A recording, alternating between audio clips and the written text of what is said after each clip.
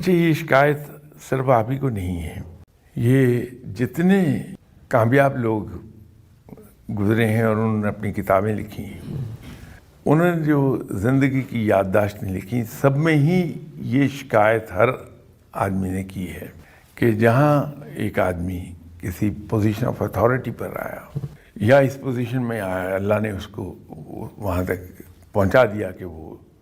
لوگوں کے کام آ سکے، وہاں یہ گلے شکوے شروع ہو جاتے ہیں، اس لیے کہ کام کہا گیا کہ وہ احتیاط کرتا ہے کہ میں کوئی ایسا کسی کا کام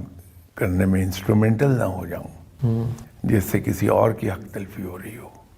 نتیجہ یہ ہوتا ہے کہ 99% کام وہ نہیں کر پاتا، پھر ایسے ایسے لوگوں کو ڈھونڈ کے لائیں گے جن کو آپ انکار نہ کر سکیں۔ اب اللہ تعالیٰ نے اگر آپ پر رحمت کی ہے، آپ کو یہاں تک پہنچا دیا،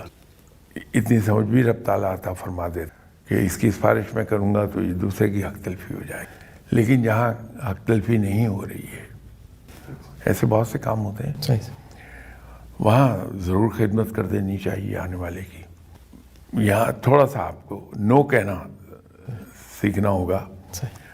ایک ایگزیکٹو کے لیے، ایک آفیسر کے لیے سب سے پہلے جو چیز سیکھنی ہے وہ ہے نہ کہنا، نو کہنا، کہ ایسے موقع پر جہاں کسی کی حق تلفی ہو رہی ہو یا میرٹ سے ہٹ کے کام ہے، وہاں آپ معذرت کر لیں